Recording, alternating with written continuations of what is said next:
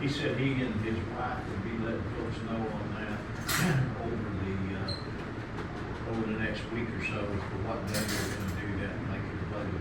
So, but he said they have hundreds of backpacks. So, somebody must have donated a trailer load. I don't know what it is, but if y'all know anybody that needs those, tell them that, either contact Seeds or wait until they put the news out that they're gonna be giving out, backpacks and supplies. And then the other is just, he also said that they are getting ready to move from the old school building to wherever they're gonna move to, whatever they're gonna do. But he says there are lots of kids' clothes over there, people need to go through. And then Tricia, and she's already working on getting stuff together to help these kids get school clothes and all that stuff, you know.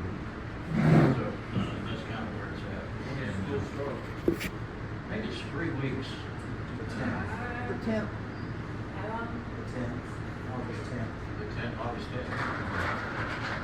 So, that anyway, y'all bear that in mind. If kids, y'all know kids that are in need, or if you hear it, let us know, because we want to do what we can for them. Tell her, let me know when Colton needs this stuff, Doc. And throw in. Talk to Tricia about that, because they will, I'm sure she'll be contacting his mom and figuring out exactly what he needs. She does pretty good on that. So, when it comes to that end of stuff, she always does so much better than I do. And she'd sit in the office and go down to Dillard's and all of the big stores that are having their sales and buy, you know, all kinds of stuff through there. I know she's gonna have to do a better job. It keeps her busy every day at my house. It's something else being delivered from the internet that my wife's been, this is how she is. And I'm not complaining, because it really does end up saving us a lot of money. She's already bought birthdays for all the kids and the grandkids. And now she's buying Christmas. About 6 months ahead of time, before Christmas gets here. I'm glad I covered my back. That's, she's already collected, but she just, I guess that's, I see that, and I see the Lord, but I was never that way. Okay? I never thought it. Right now is what I think about. I don't think about 6 months in the future. Too much can change. Too many things happen. But right now, I'm good. But Tricia's been real good, and she's done it for years. She buys wedding, man. She's got that Tristan's new baby. She's got a year and a half's worth of clothes stacked up in the closet that she's bought and put in boxes, so that when that baby needs them, she's got them. She's got everything she needs right now, man. You say, yeah, but she's gonna grow. You know, that's right. Anyway, Drew, God is good. All right.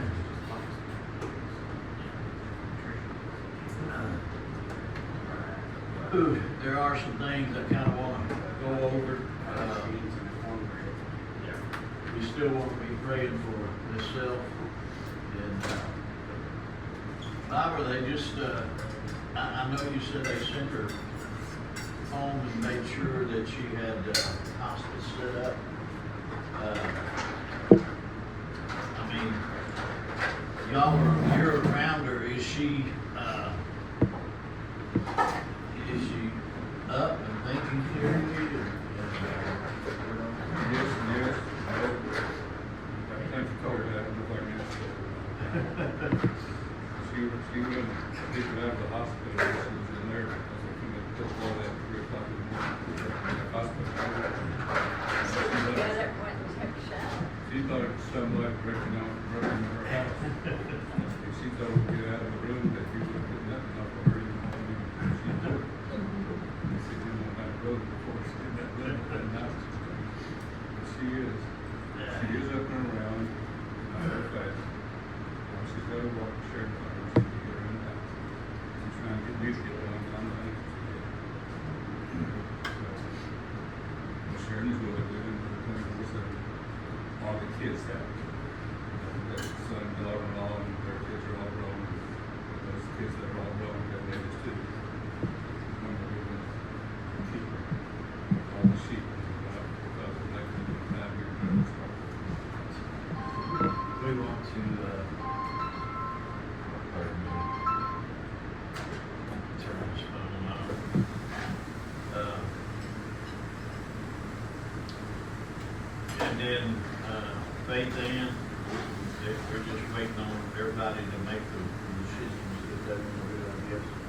serious deal, and they start talking about cutting into the back of the baby dead.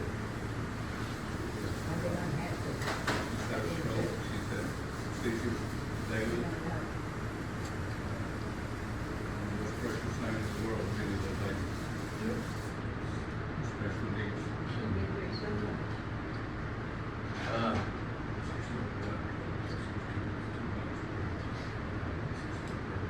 Let's be sure and remember her, myself, and Sharon holding up okay. She's not wearing her up there. Next year. It's Monday, we certainly have to keep it Monday.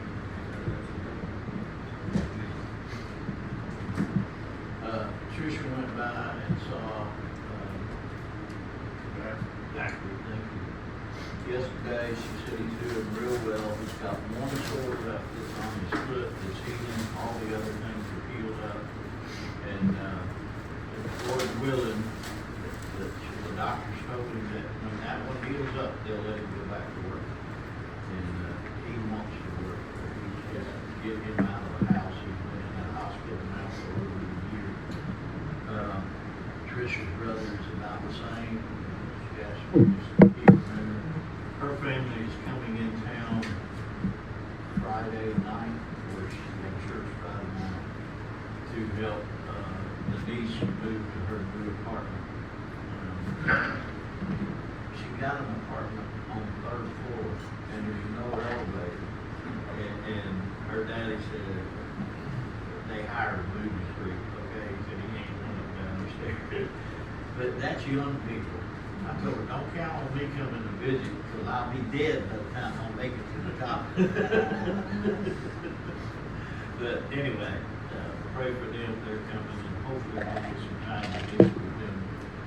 But he said they had to go back on Sunday, because his wife was not scheduled for surgery on Monday or something on Monday. So, pray for them.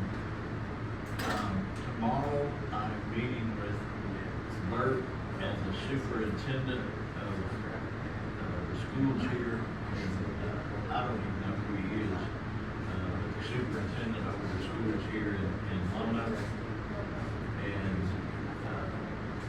this is something that the new Methodist pastor has asked that the pastors come together and we have this meeting, because evidently he has done something very similar in Cattle Mills where he was pastoring before he came here. And I think what he's going to do is get it where the churches can be more involved in the schools and,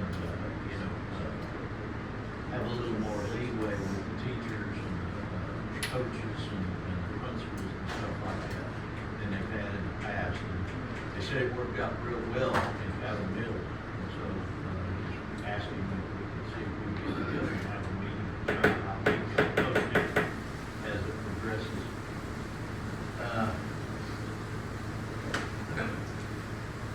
Tina was here Sunday, y'all saw her. We need to continue praying for her. She's got that, her leg is still giving her trouble.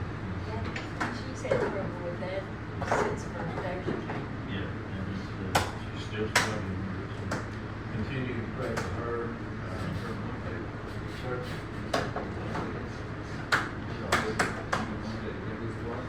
No, that's Cindy. Tina's her sister that was here Sunday to come to visit.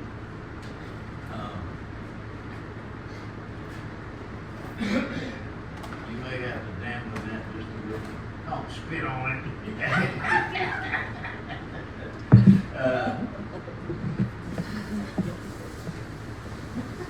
Okay, you can.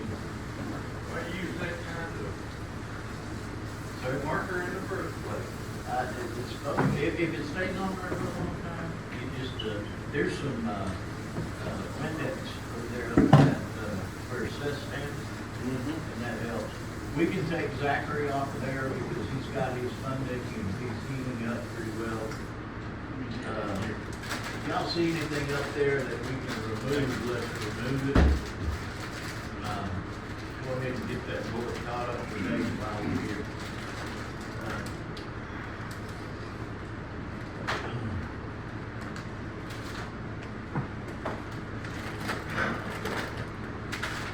little better? Mhm. Yeah, see, that's why I use them kind of markers there. You can erase Zachary up in the top right-hand corner. See that in the green? Mhm. You can erase that.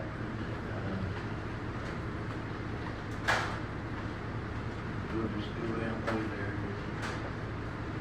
Jimmy Kirk, is going on. Yeah, Jimmy Perkins is up there, we can remove that.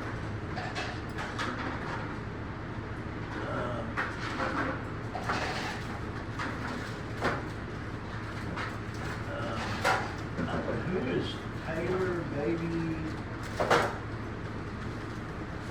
What is that up there, Rick? Can you read that? Neighbor, baby, Xander, It's my niece. Okay. She's having another baby. Oh, that's the one we were talking about just before church. Okay, Yeah. leave that over there. You can take Tina, where it says Tina's Health, I'll put her back up there later, on a different deal. What's that right in the middle of the red? Alexis. Yeah, what is that? Somebody help me out here. Can you read it? Alvarado. Eric's niece. Okay, leave her up there, you just brought that up. Mary, you want to stay on prayer list? Okay, you can erase Mary Dooley for our next episode. Mary Dooley's on the left-hand column, about middle of the board. You look straight in front of the eye, you should see her. There you go. Oh, yeah, Mary Dooley, that's right there, both of you can just like her, you can like her off there. There we go. Wanda, we want to leave, she's at the top. Ryan family, the whole list, don't care, we want to leave them right now. Katie, we want to leave, we're going down the left-hand side there. Haley Gentle and family, leave her. Kimberly, what does that say beside Kimberly? Winter. Yeah, leave her. Anything I'm missing up there? Susan Clifford, that's, we know who that is, leave that up, she needs a job. She has lost her job. You okay standing there, David? Get you exercise in. Beth put a friend on here, Marion, who's in the hospital. I don't know anything about it. Where's that at now? Right here. It says Marion. Good job. Beth, put that up there? Okay. What is that, Barbara, the next one down, Barbara who? It just says Barbara, and that's mom. Okay, yeah, we want to leave her up there.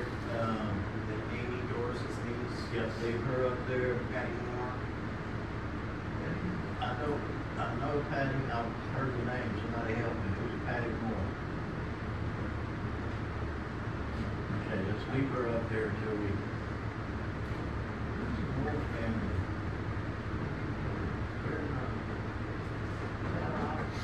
I've got a sister and brother whose last name is Moore, but they're not. Yeah, that's not the same, okay.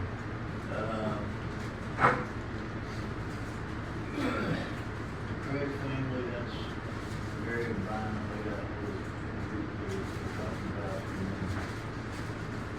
It says David, Tyler, or something. Tristan, we're gonna keep up there. He is, that boy just needs a lot of prayer, he and my son John. John made it to. Yes, I meant to bring that up, John, the first night he got there, he called me and, it wasn't a good conversation. He felt like maybe he was a little too quick to the draw, he wasn't happy, and wasn't sure the town he picked he wanted to go to was where he wanted to be, it was a smaller town. And then at the end of the conversation, he said, Dad, don't worry, I'm very, very tired, I've been awake 30 hours, and I'm fixing to go to sleep. He said, I'll call you tomorrow, so he did make it, everything went fine, and then I called him late the next day, and, he was a whole different person. He was relaxed, he was comfortable, he had already applied for 2 jobs, and one of them was real promising. had talked to him now since Monday, I guess, and he's happy. He said he's stable and things look good. He found him a place to stay. He's staying in a hostel right now. It's cheaper than a hotel until he knows exactly, where he's at and what he's going to do. Keep him on the prayer list. And we need to erase Anna Alchin. Yeah, she Passed away. right for her now. And the rest of the all of us was out there. She's happy now. She wanted to go home for a long time. David's family is going to be a tribute.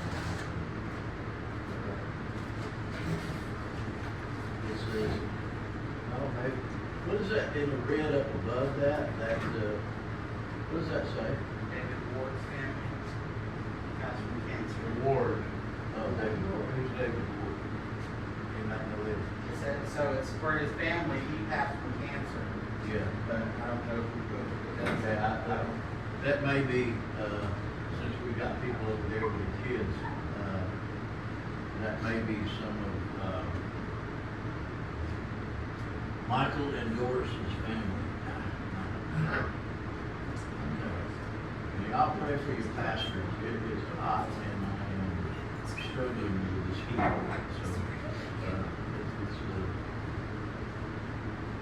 I thought about just going in the house and shutting everything down, crawling back in bed and not going to work today. It was hot. It's hard for me to deal with that kind of heat. I used to work in it all day long, all day, be out there in the heat and it didn't bother me. But the last few years after COVID and the heart and all that That's stuff, what old age does for her. I'm sick of it. I told Tricia, I know we're scheduled to grow older, but I ain't liking one bit of it. It's better than the alternative.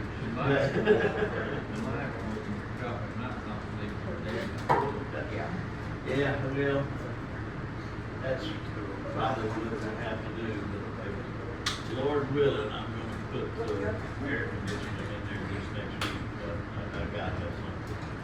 So anyway, that kind of updates our prayer list. Pray for those kids. We've got 2 more days of VBS, and that's today and then next week, next Wednesday. But that is next Wednesday is the last day. That's when they invite parents to come, they present the gospel to the parents. There you go. They will also have they will also have cotton candy and ices or whatever you want, snow cones and all that kind of stuff. So just pray for them. Pray for a good turnout for all of that. All right. Anybody else got anything we need to be praying about? Anything that we need to do? Everybody clear? We will be having another business meeting, not in the next week or so, but my wife probably won't have it until maybe the week after BBS is over. But at any rate, we've got some updates to do on the church financial situation and probably some decisions to get ready to make. Still have not heard anything back. The last message I got from the Small Church Foundation is that they had shut off taking any more requests, that they were overwhelmed. But we were in before the shut off and everything for us remains the same. They're still, I think they're going into the part where they approve who they're going to pay, who they're going to help, and all that. So just being clear about that. All right. Am I forgetting anything? All right. Let's go into Esther. Say it again, sir. Her famous scene, you should walk in there. That's scary one. I know. Yeah.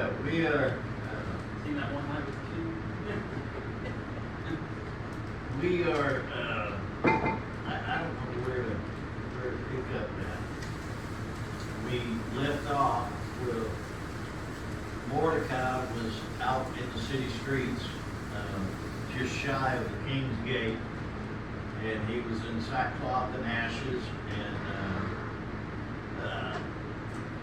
praying and mourning what he had heard. And then Esther sends out the man who she's entrusted to, and he finds out what's going on, and then he comes back and tells Esther what Mordecai has to say. And then we'll pick it up at verse 11, because Mordecai is asking her to do something that is going to put her life on the line. All the king's servants and the people of the king's provinces know that for any man or woman who comes to the king to the inner court who has not been summoned, he has but one law, and that's that that person be put to death unless the king holds out his golden scepter so that he may live. And then she says, I have not been summoned before the king for the last 30 days. So, been a while there. She didn't see what's going on. She hasn't been before the king. So, she's taken a whole lot on herself to go and appear before the king. They related Esther's words to Mordecai, and then Mordecai told them to reply to Esther, do not imagine that you're in the king's palace can escape any more than all Jews. For if you remain silent at this time, relief and deliverance will arise for the Jews from some other place, and you and your father's house will perish. And who knows whether you have not obtained royalty for such a time as this. Mordecai puts a lot of faith in that. If you stop and look at what he's saying there, he's telling her, look, you're a Jew, and even though you're in the castle with the king, even though you're his wife, that edict says they're going to kill all the Jews. And he said, don't be thinking that just because you're the queen and you're in there that you'll be excluded from that. He says it's not so. But then I had to stop and rethink what he's saying here, because he's a man who believes that God's will is going to be worked out. But look at the second part of that statement.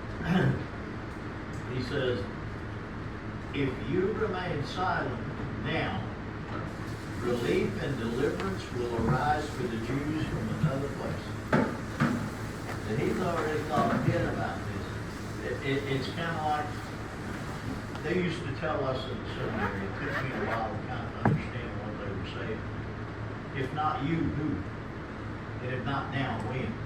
Okay?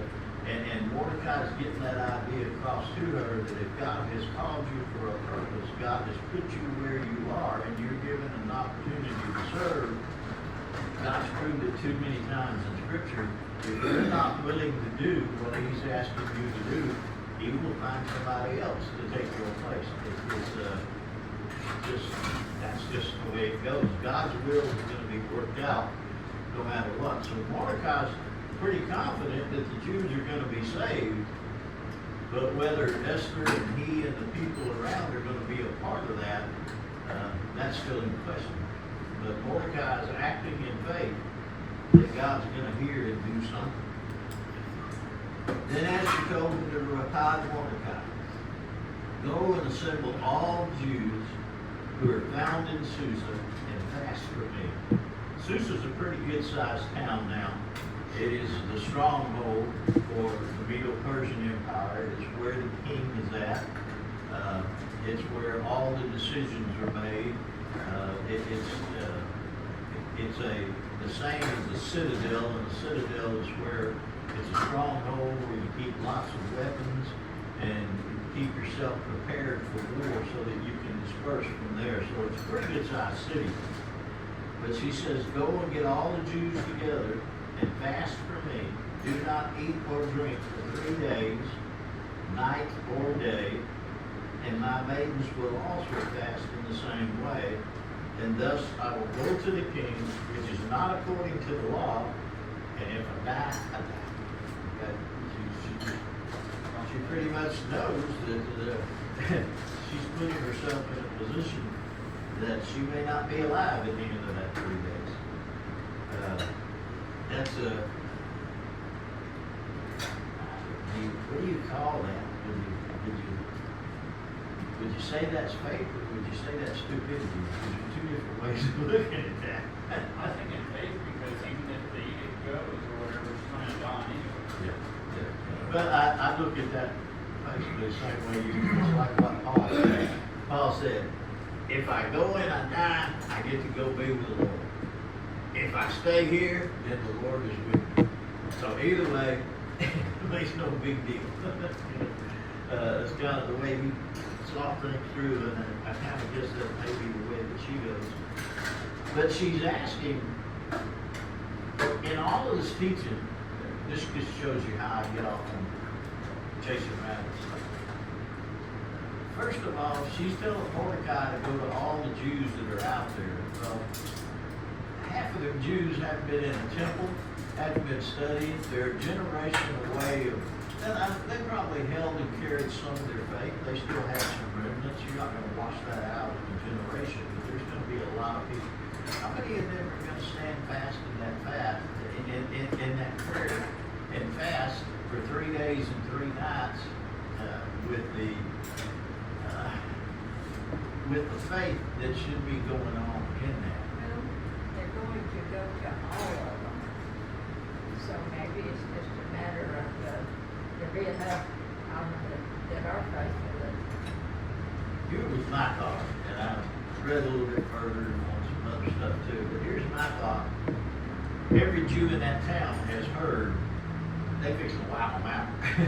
Death is imminent. I don't know that they really have much of a choice in the matter. That they're going to do anything and everything that they can to try and seek God's help. They were still faithful people. They were still believers in God, the God of Abraham, Isaac, and Jacob. They were just removed from the teachings and the law and the things that they were supposed to be doing. So that's pretty much the struggle that they were looking at and they were facing. So I don't think it would have been difficult for them to convince a good portion of the Jews that were out there. You're going to have those Jews that would be like, well, is there really a God? Is he really protecting us? We were doing okay until he let us be taken over and driven out of Jerusalem and out of Israel. Where is this God?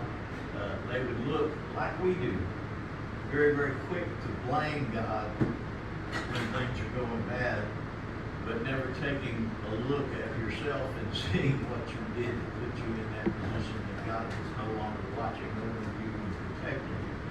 But as you see, God did send them into captivity. They did go into slavery, but the whole time they were there, God was watching over them and protecting them.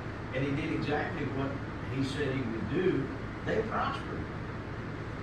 If you look back and read the stories, the Jews, wherever they were, when they went into Egypt and were taken into slavery, yeah, they were still slaves, but they prospered. There's a difference. You can be a slave and still prosper, still live, still eat, still, money is our idea of prospering, having more and more and more.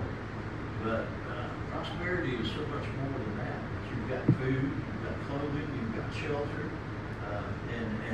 The Jews, if you look at what's going on in the city of Susa, the Jews have prospered quite well. So much so that when they're given the opportunity to go home, they're in no big rush to pack up and go home. The Jews even today have a, what's the word I need there? People automatically think if he's a Jew, he's got money. And they do pretty well prospered because they were there. Yeah.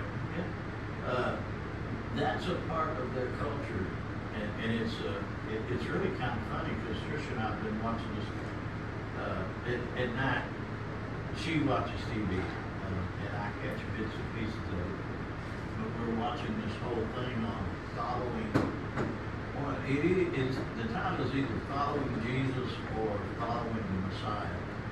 And they are two men, one is from Israel and the other one is an American pastor. And they are following through the New Testament the footsteps of Jesus, all the cities everywhere he went, his time in Capernaum and all that. And the one thing that it shows is how the people in Israel were an industrial people. Man, they not only did they help build everything that was around them, help the Romans, they were kind of like slaves even to the Romans, but that they would make the lady who made scarlet in Scripture, where she made the royal robes and the royal colorings and stuff like that. That was a business, and it took a lot of time and money to make those yarns and to color those yarns. It was outrageously expensive to make the ink that did the purple dyes and stuff, and it goes into how they made all the dyes and all that. But those were people who worked, man. They worked from, when the sun came up in the morning, most of them went up before the sun came up, and they didn't go to bed till, we live in a life where, oh man, I worked that hours, I'm wore out. But a lot of the old farmers here, they work from sun up, sundown. What my grandpa used to call work from can to can. Work while you can, when you can't, you stop. But they are an industrious people, and we're losing some of that in America today. We have young people that we're not teaching work ethic. I'm guilty. My kids work and they work hard, but they work in a room with a computer that all over the world, and they're not out there in it struggling and going. And we don't have a workforce in America anymore. And I have to put this not to make a political statement, but we use foreigners who come into our country to do a major portion of our labor anymore. And then we have people who just flat don't work. They're out to get whatever they can for free. And, Scripture has a thing on that. Paul was real certain about it. If you don't work, you don't eat. It's just that simple. I don't think Haman thought this thing out very good. Oh, Because all the laborers out there doing 90% of the work are the Jewish people anyway, and providing all the goods and all that stuff. And besides all that, if you and I lived back in that time, the house rules wouldn't have to kill us after 3 days of fasting. We'd be dead anyway. Yeah, pretty much. Anyway, okay, let's move on here. But that's looking at all things together. A lot to be said for what's going on. These folks are. Mordecai has gone out and he's put out the word to all the Jews. Hey, let's come together, let's fast and see what's going on.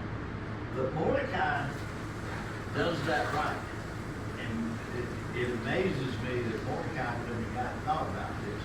Okay? Yeah. Esther, and then I got to thinking, well, it's Esther's life who's on the line first. She's the one going before the king.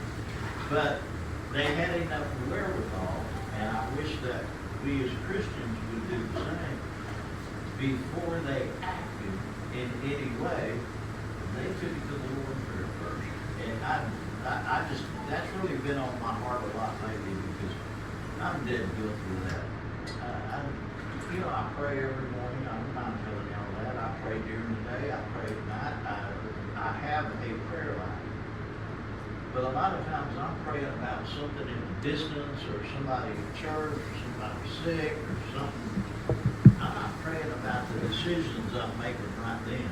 And that is, I think that's imperative, that we train ourselves to pray before we make decisions. I find myself a lot of times just making a decision and doing it, and then it gets done, and I stop thinking about it. Wow, I really didn't think this through. For instance, real small, we bought a window unit to put in my shop. And it's gonna make it cooler for me. But that shop is not insulated.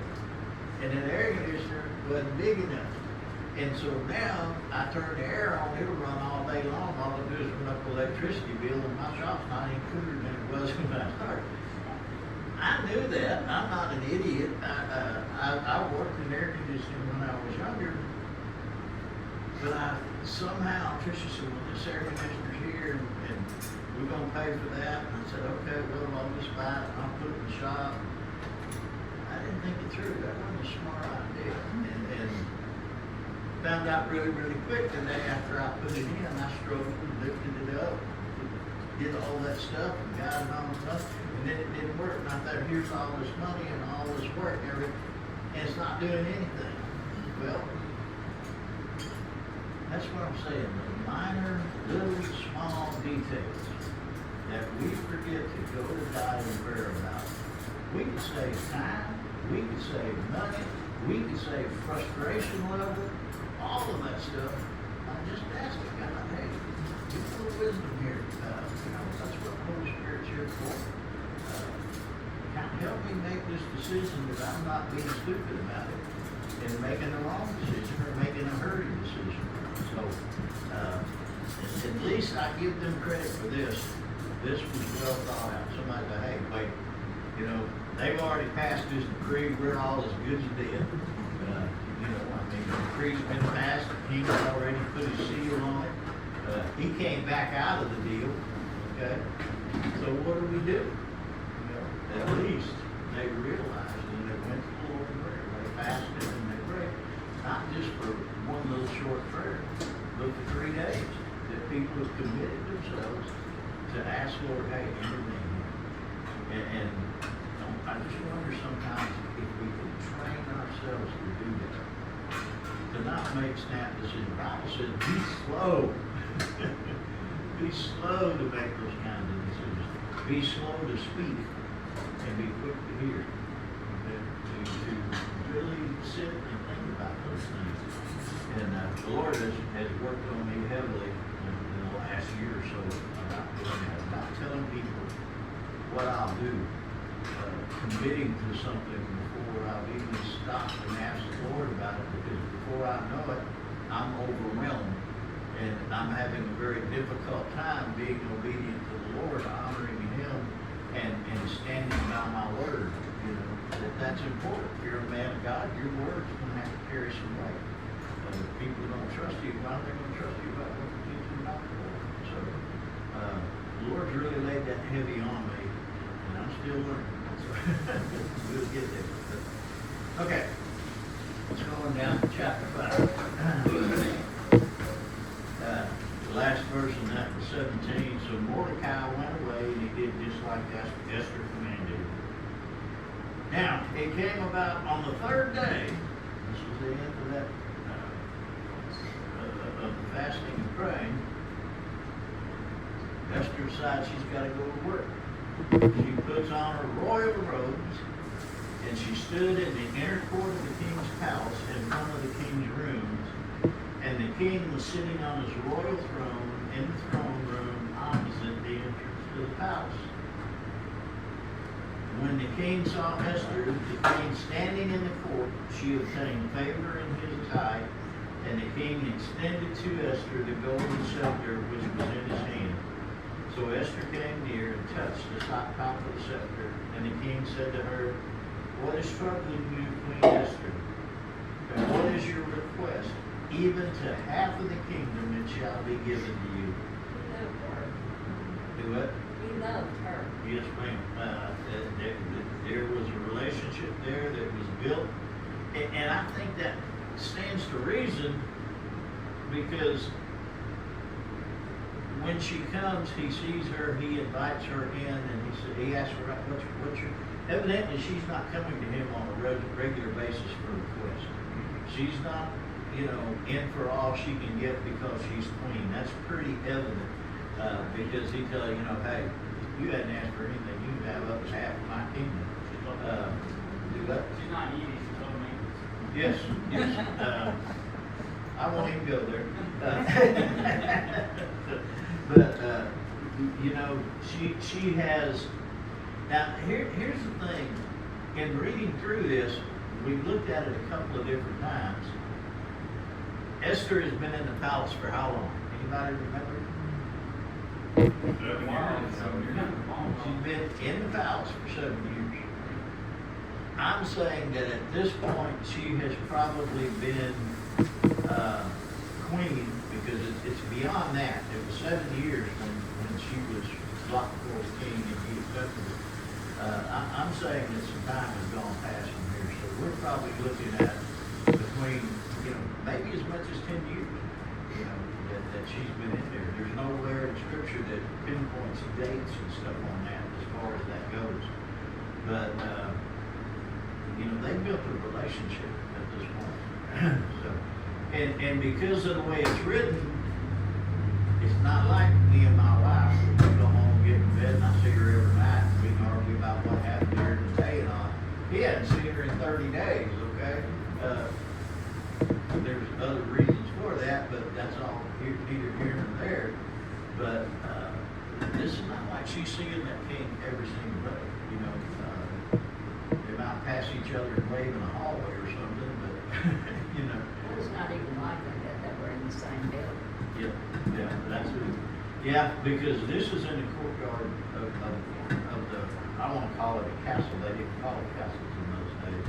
But, you know, it was usually set up off to one side, like our White House is today. Off to one portion of it is where all of the business end takes care of. There's another section where they actually live. Then there was, the queen had her own part. She, you know, that she was given a really nice place and had her maids and the men, the eunuchs that oversaw her.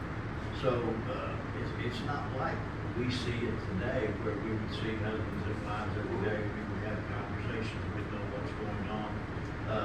Those things just didn't take place at that time. But at any rate, she went before the king, and he extended the scepter. So at that point, she knows she's not about to die.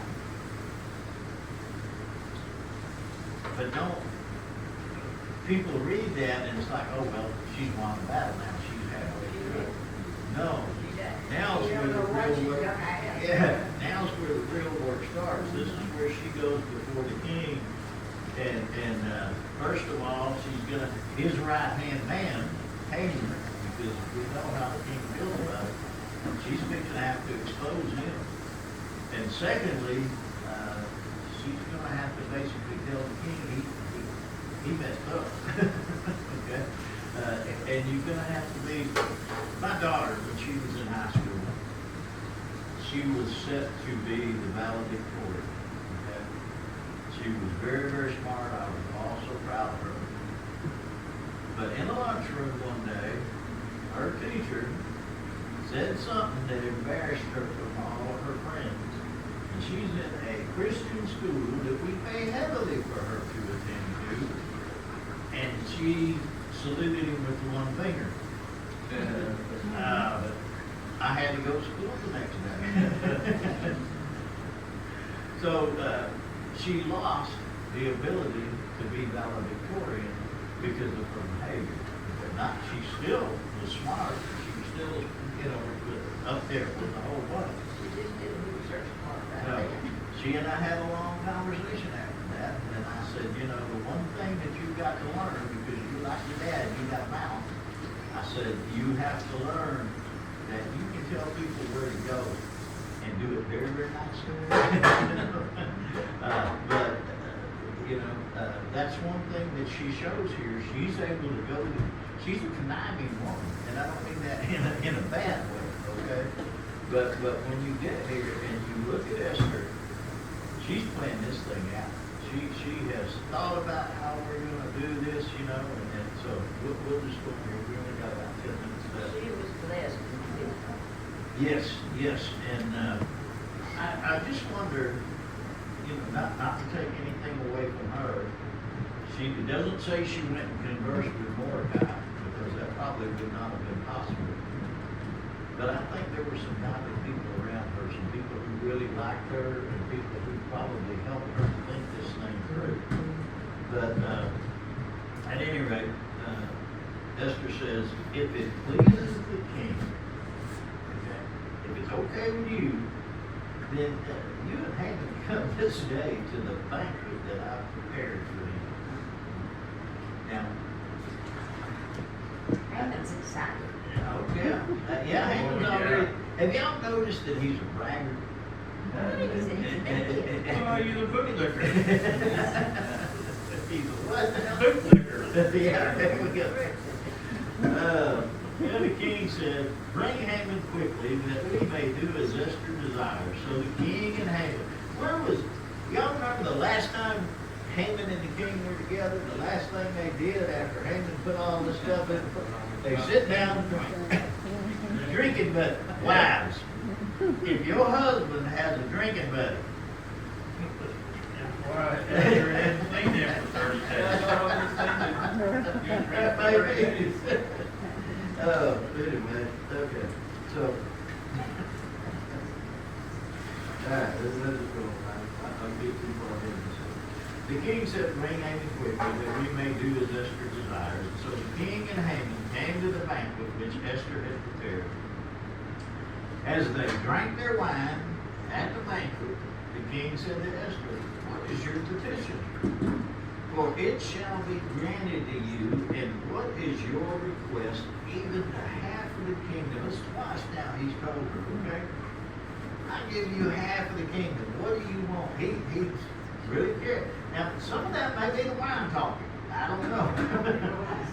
But he's made that offer twice to her now. And she doesn't take him up on it. I would have had to stop and back up and rethink. Wow, after this kingdom is mine. And he could have easily done away with it.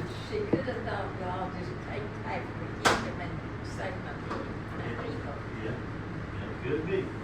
Okay, but anyway, verse 7, Esther replied, my petition and my request is if I have found favor in the sight of the king, and if it pleases the king to grant my petition and do what I would request, may the king and Haman come again tomorrow to the banquet I will prepare for them, and tomorrow I will do as the king says.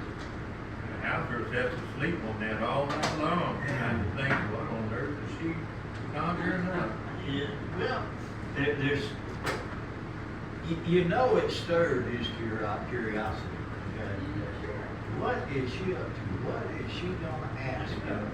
But she's given him no reason at all in all this time to even question what she might be doing. So, and old Haman, he's quite proud. Boy, he's being invited twice by the queen, you know. So, Yeah. that's what I'm saying. She's an intelligent woman, and to me,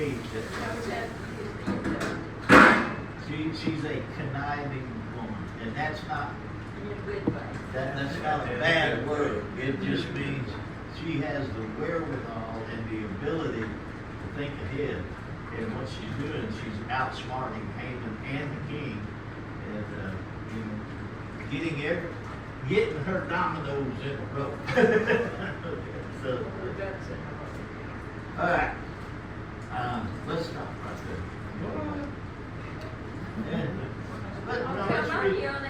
Let's just go right. Okay. Okay. Then Haman went out on that day. This is Haman. Then Haman went out that day glad, pleased in his heart. But when Haman saw Mordecai in the king's gate, and he did not stand up or tremble before him, Haman was filled with anger against Mordecai. He already didn't like the guy. Mordecai just adds to it. Okay. Haman controlled himself, however. He went to his house, and he sent for his friends and his wife Zeresh. Then Haman recounted to them the glory of his riches. Oh, look at me, I'm rich. I got all this money. I got it made. Yeah, he's putting it out there for him. Notice who all of his friends. Now, I wonder how good those friends were.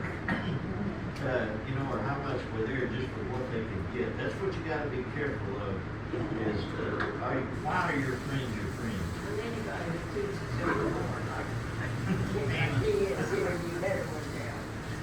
Anyway, Haman recounted in the glory of his riches and the number of his sons, how many sons he has, in every instance where the king had magnified him and how he promoted him above the princes and the servants of the king.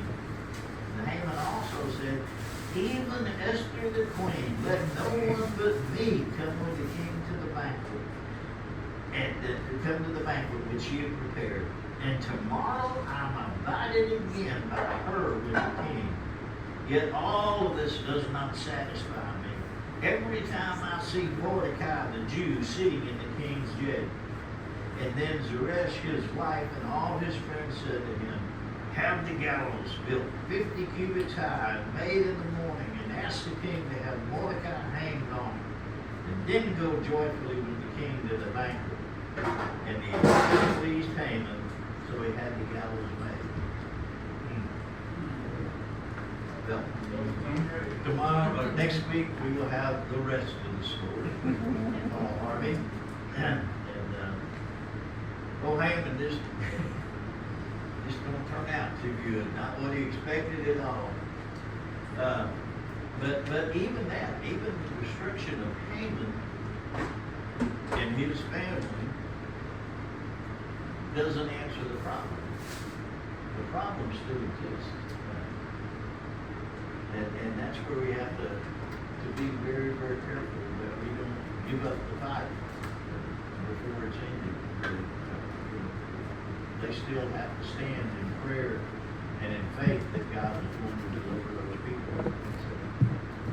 We'll get to that next week. All right, Michael, would you pray us?